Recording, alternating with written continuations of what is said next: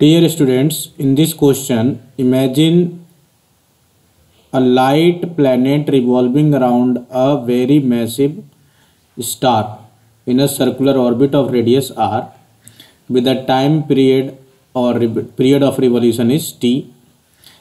If the gravitational force attraction between the planet and the star is proportional to r to power minus 5 upon 2, then we'll have to find the relation between t square and r. Okay and t square is proportional to r square या फिर इनमें से कोई एक relation है। तो देखेंगे सबसे पहले लेट अस सपोज ये आपका कोई प्लैनेट है, हैवी प्लैनेट, और इसके अबाउट कोई स्टार्स ये स्टार है, कोई हैवी स्टार या मैसिव स्टार जिसके अबाउट एक प्लैनेट है जो मोशन कर रहा है। ओके और इस पे जो ग्रेविटेशनल फोर्स लग रहा है और ग्रेविटेशनल फोर्स जो है वो प्रोवाइड करेगा एफ जी प्रोवाइड्स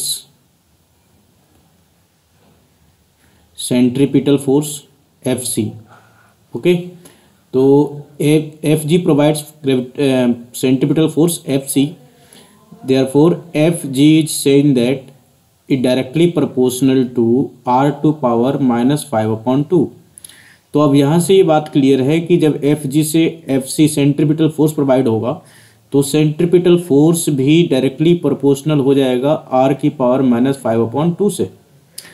अब आप ये देख सकते हैं कि सेंट्रीपिटल फोर्स जो है इस पार्टिकल के मास और उसकी एंगुलर वेलोसिटी ओमेगा और उसकी डिस्टेंस ये आर है। तो जो आर, तो ये सेंट्रीपिटल फोर्स जो होगा एम आर ओमेगा स्क्वायर से दिया जाता है और डायरेक्टली प्रोपोर्शनल टू आर की पावर माइनस 5/2 होगा। तो देखिए एम तो कांस्टेंट है, एम तो चेंज होना नहीं है, तो r omega square directly proportional to r की पावर माइनस 5/2 हो जाएगा। यहाँ से जब ओमेगा स्क्वायर की बात करेंगे तो वो आपका इधर जाके डिवाइड हो जाएगा आर की पावर माइनस 5/2 और अपॉन आर, तो वो जाके -1 और हो जाएगा और that will be omega square directly proportional to r की पावर -7/2। अब इस इक्वेशन को ध्यान रखना है। आगे हम जानते हैं ओमेगा इक्वल टू 2π/t होता है टाइम पीरियड।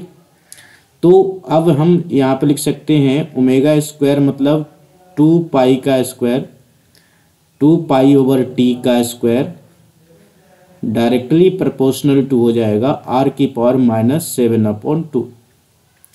तो यहाँ से 4π² t square directly proportional to r की पावर -7/2 हो गया।